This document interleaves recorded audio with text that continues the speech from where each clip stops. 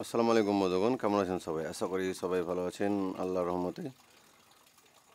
আমিও আলহামদুলিল্লাহ আল্লাহর রহমতে ভালো আছি। আল্লাহ আমাদের সবাইকে সদ্বুদ্ধি দিক, সবাই যাতে এক আল্লাহকে বিশ্বাস করে এবং আল্লাহর দেওয়া এই কোরআনকে পড়ে তার মানে বুঝে এই কোরআন দিয়ে জীবনযাপন করতে পারুক, সেই দোয়া আমি আল্লাহ তাআলার কাছে করব। আপনাদের জন্য, যারা শুনছেন তাদের জন্য, আল্লাহ তাদেরকে এই কোরআনের শোনা এবং বোঝার জন্য আল্লাহ তাদেরকে যেন তাদের গুনাহ খাতা মাফ করুক, এটাই আমি তাদের জন্য দোয়া করব। আমরা পড়তে পারি না তো কি হয়েছে? আমরা তো আজকের এই ডিজিটাল যুগে আমরা বসবাস করছি।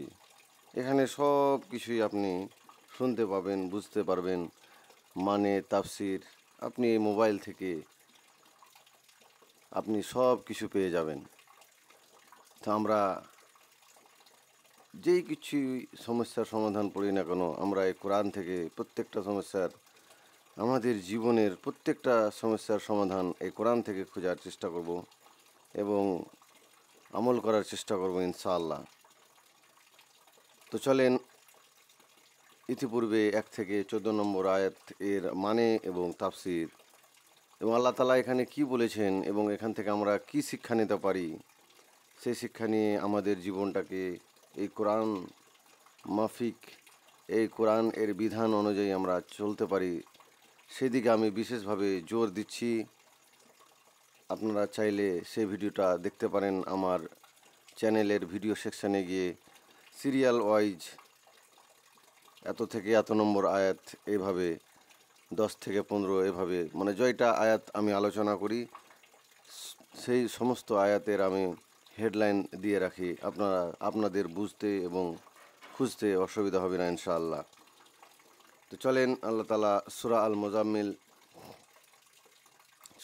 আল মুজাম্মিল এর অর্থ হচ্ছে বস্ত্র আবৃত, যে আমাদের প্রিয় নবী হযরত মুহাম্মদ সাল্লাল্লাহু আলাইহি সাল্লাম, আল্লাহ তাআলা তাকে এত ইজ্জত দিয়েছেন, এত প্রোটোকল দিয়েছেন যে তার নাম তিনি সরাসরি নেননি, তাকে বিভিন্ন ইঙ্গিত দ্বারা, বিভিন্ন উপমা দ্বারা তিনি তাকে আহ্বান করেছেন।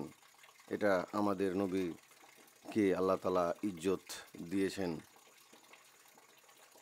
তো চলেন, আল্লাহ তাআলা 15 নম্বর আয়াতে কি বলছেন দেখা যাক। আউযু বিল্লাহি মিনাশ শাইতানির রাজিম। বিসমিল্লাহির রহমানির রহিম। পরম করুণাময় অসীম দয়ালু আল্লাহর নামে শুরু করছি। ইন্না আরসালনা ইলাইকুম রাসূলান শাহিদান আলাইকুম কামা আরসালনা ইলা ফিরআউনা রাসূলান। নিশ্চয় আমি তোমাদের জন্য সাক্ষী স্বরূপ তোমাদের কাছে রসুল পাঠিয়েছি, যেমনিভাবে ফিরআউনের কাছে রসুল পাঠিয়েছিলাম। তা আমাদের যে আল্লাহ তাআলা আমাদের শেষ নবী, আমাদের নবী হযরত মুহাম্মদ সাল্লাল্লাহু আলাইহি সাল্লাম পাঠিয়েছিলেন, বা আমাদের মধ্যে আমাদের উম্মত করে আমরা হযরত মুহাম্মদ সাল্লাল্লাহু আলাইহি সাল্লামের উম্মত হয়ে আমরা এই পৃথিবীতে বসবাস করছি। এরকম ইতিপূর্বে ফিরআউন এর কাছে রসুল পাঠিয়েছিলেন, নবী পাঠিয়েছিলেন, তার নাম ছিল মূসা আলাইহিস সালাম। তো এভাবে আল্লাহ সাক্ষী স্বরূপ, আল্লাহর বাণী পৌঁছে দেওয়ার জন্য, আল্লাহর হুকুম মানুষের কাছে, প্রত্যেকটা মানুষের কাছে পৌঁছে দেওয়ার জন্য এভাবে যুগে যুগে কালে কালে এবং গোষ্ঠীর মধ্যে আল্লাহ তাআলা এভাবে নবী প্রেরণ করতেন। আল্লাহর মানে পছন্দনীয় বান্দা হিসাবে তিনি তাদেরকে কী করতেন, সিলেক্ট করতেন, পছন্দ করতেন। এভাবে তাদেরকে নবী এবং রসুলের তকমা দেওয়া হতো, বা তাদেরকে খেতাব দেওয়া হতো নবী এবং রসুলের।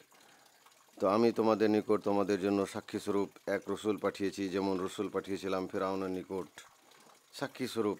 তাফসীরগণ কি বলেন, যিনি কিয়ামতের দিন তোমাদের কৃতকর্মের ব্যাপারে সাক্ষ্য দেবেন। সুবহানাল্লাহ, যে কিয়ামতের দিন আমাদের কৃতকর্মের ব্যাপারে সাক্ষ্য দেবেন যে হ্যাঁ, এই হলো আমার উম্মত। প্রত্যেকটা নবী তার উম্মতের ব্যাপারে সাক্ষী দেবেন বা তার উম্মতকে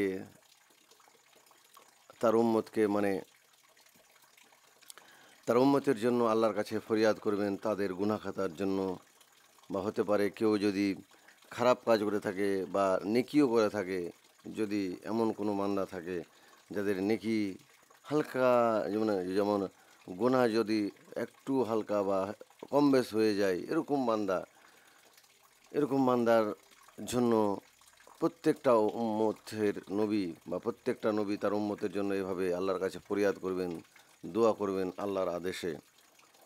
তো এই হচ্ছে আল্লাহ তাআলা এখানে সেটাই বলেছেন, আমি তোমাদের নিকট তোমাদের জন্য সাক্ষী স্বরূপ এক রসুল পাঠিয়েছি। রসুল এবং নবী পাঠাতেন সাক্ষী স্বরূপ যে হ্যাঁ, এই হচ্ছে আমার উম্মত, এই কাজ আল্লাহ তাআলা আপনি আমাকে দিয়েছিলেন এবং আমি আমার উম্মতকে এভাবে করতে বলেছিলাম এবং আমার উম্মতও এভাবে করেছিল।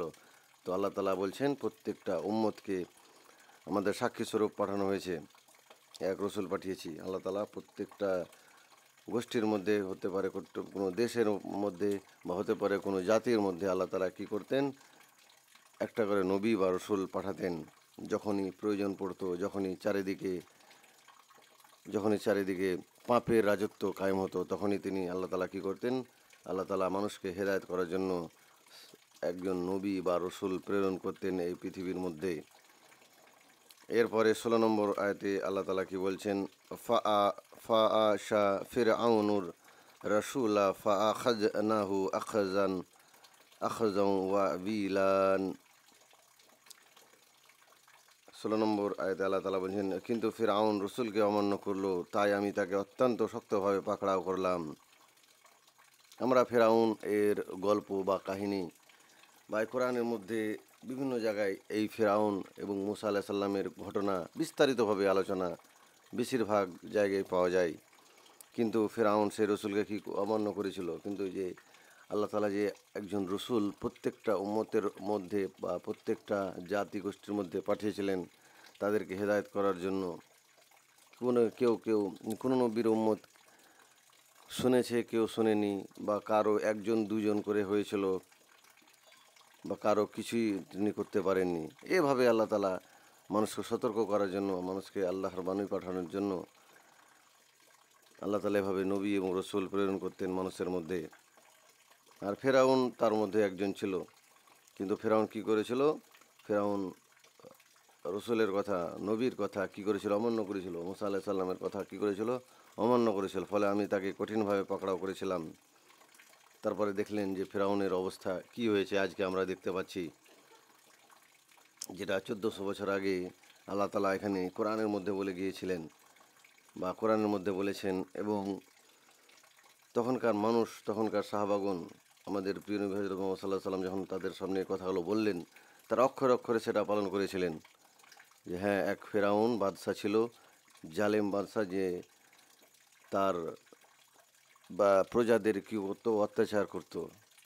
তো তার কাছে একজন নবী পাঠানো হয়েছিল, যিনি হচ্ছেন মুসা আলাইহিস সালাম, কিন্তু তাকে সে অমান্য করেছিল, তার কথা সে শুনেনি এবং তার জন্য তাকে হালাক করে দেওয়া হয়েছিল, তাকে ডুবিয়ে মেরে ফেলা হয়েছিল সমুদ্রের মধ্যে। আজ সেটা প্রমাণিত হলো। আজকে আমরা অহরহ দেখতে পাই সোশ্যাল মিডিয়ার মধ্যে ফেরাউনের কি অবস্থা, তার অহংকারের কি পরিণতি। আজকে আমরা তার অহংকারের পরিণতি দেখতে পাচ্ছি। তাফসীরগণ বলছেন, এতে মক্কাবাসীদেরকে সতর্ক করা হয়েছে যে তোমাদের পরিণামও তাই হবে যা মুসা আলাইহিস সালামকে মিথ্যা জানার কারণে ফেরাউনের হয়েছিল। এটা অবশ্যই একটা সতর্কবাণী যে আল্লাহ তাআলা কী করতে পারেন না। যেভাবে ফেরাউনের অবস্থা করেছেন আল্লাহ তাআলা, ওইভাবে যখনই কোনো গোষ্ঠী বা যখনই কোনো মানুষ এভাবে ফেরাউনের মতন শয়তান সব সময় হবে, যতদিন পৃথিবী থাকবে ততদিন পর্যন্ত এরকম শয়তান এই পৃথিবীতে আসতেই থাকবে। কিন্তু আল্লাহ তাআলা তাদের সতর্ক করছেন এই বলে, এই ঘটনাগুলো তাদের জন্য সতর্কবার্তা যে তারা যদি এরকম চরিত্রের অধিকারী হয়ে থাকে, তারা যদি আল্লাহর বিধানকে না মানে, তারা যদি আল্লাহর এই কানুনকে না মানে, তারা যে এই কোরআনকে না মানে, তাদের অবস্থাও ফেরাউনের মতো হবে। এটাই আল্লাহ তাআলার বিধান। এটাই আল্লাহ তালার কানুন। এরপরে 17 নম্বর আয়াতে আল্লাহ তালা বলছেন, ফা কাইফা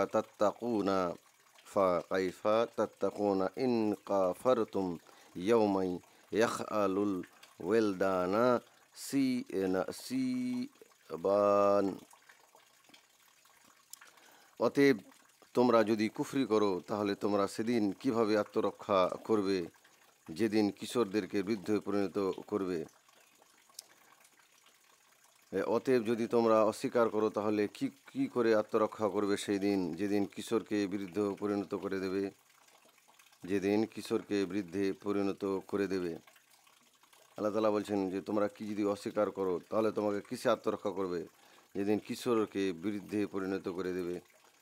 সিবাত তাফসীরে বলছেন, দেখা যায় সিবাত হলো এর বহুবচন। কিয়ামতের দিন, কিয়ামতের ভয়াবহতায় শিশুরা সত্যিকারের বৃদ্ধ হয়ে যাবে, অথবা কেবল উপমা স্বরূপ এরকম বলা হয়েছে। হাদিস এসেছে যে কিয়ামতের দিন আল্লাহ আদম সাল্লামকে বলবেন, তোমার সন্তানদের মধ্যে থেকে জাহান্নামীদেরকে বের করে নাও। তিনি বলবেন, হে আল্লাহ, কেমন করে? মহান আল্লাহ বলবেন, প্রত্যেক 1000 থেকে 999 জনকে। সেই দিন গর্ভবতীর গর্ভস্থ ভ্রূণ খসে পড়বে এবং শিশুরা বৃদ্ধ হয়ে যাবে। ব্যাপারটা সাহাবা ইকরামদের নিকট বড় কঠিন মনে হলো এবং তাদের চেহারা ফ্যাকাশে হয়ে গেল। তা দেখে রাসূল সাল্লাল্লাহু আলাইহি ওয়াসাল্লাম বললেন, ইয়াজুজ মাজুজ সম্প্রদায় থেকে 999 জন হবে এবং তোমাদের থেকে একজন। আল্লাহর দয়ায় আমি আশা করি সমস্ত জান্নাতীদের মধ্যে আমরা অর্ধেক হব। সুবহানাল্লাহ। এই হচ্ছে আমাদের নবী, এই হচ্ছে আমাদের প্রিয় নবী হযরত মুহাম্মদ সাল্লাল্লাহু আলাইহি সাল্লাম, যার কাছে, যার চরিত্রে, যার কথায় সব মানুষ হেদায়েত পেয়েছে। তো আমরা কেন হেদায়েত পাবো না? দেখেন তো কত সুন্দর কথা এখানে আল্লাহ তাআলার রসুল আমাদের শিখিয়েছেন যে ইয়াজুজ মাজুজের মধ্যে 999 জন হবে এবং একজন হবে আমার উম্মতের মধ্যে।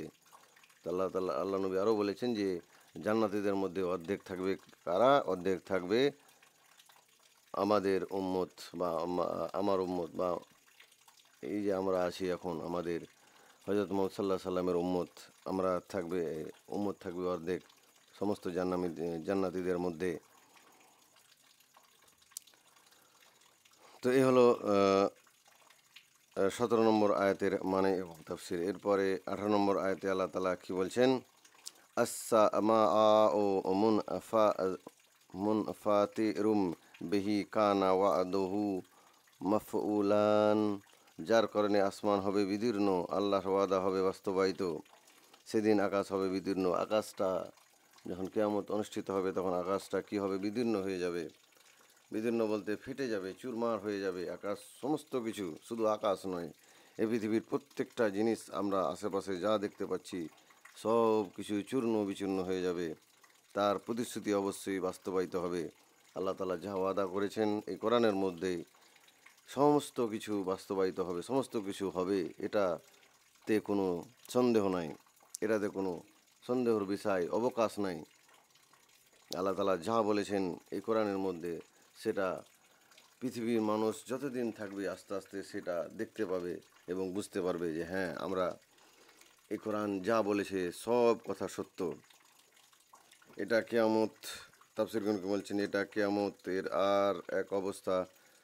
সেখানকার ভয়াবহতা, আসমান ফেটে যাবে, অর্থাৎ আল্লাহ তাআলা মানুষের মৃত্যুর পর পুনর্জীবিত করা, হিসাব নিকাশ এবং জান্নাত জাহান্নামের যে প্রতিশ্রুতি দিয়েছেন তা অবশ্যই ঘটবে, সেটাতে কোনো সন্দেহ নাই। আল্লাহ তাআলা যা প্রতিশ্রুতি দিয়েছেন এই কোরআনের মধ্যে সেটা অক্ষরে অক্ষরে মিলবে, এটাতে কোনো সন্দেহের অবকাশ নাই।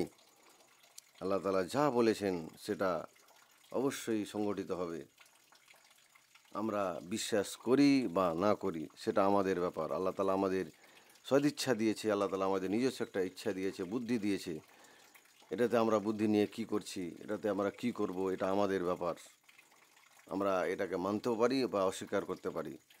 মানলে আমরা আল্লাহর প্রিয় বান্দাদের তালিকায় নিজের নামটা লিখাতে পারবো, আর যদি না মানি বা এই কথাগুলো যদি আমরা বিশ্বাস না করি, অবিশ্বাসীদের মধ্যে যদি অন্তর্ভুক্ত হয়, তাহলে আমাদের জন্য এক ভয়াবহ জাহান্নাম, ভয়াবহ শাস্তির দ্বার, আমাদের স্থান আমাদের জন্য অপেক্ষা করছে। এটাই আল্লাহ তাআলার বিধান। তো যাই হোক, ভিডিওটা আর বেশি বাড়াচ্ছি না। ভিডিওটা ভালো লাগলে অবশ্যই বন্ধুদের সাথে শেয়ার করবেন। ফেসবুকে দেখলে চ্যানেলটাকে ফলো করবেন, ইউটিউবে দেখলে চ্যানেলটাকে সাবস্ক্রাইব করবেন, আর ঘন্টাটা দেবে রাখবেন এরকম আরও কোরআনের বাণী এবং তাফসির শোনার জন্য। আল্লাহ তাআলা আমাদের বোঝার এবং আমল করার তৌফিক দিক। সকলে বলুন আমিন। আসসালামু আলাইকুম ওয়া রাহমাতুল্লাহি ওয়া বারাকাতুহু।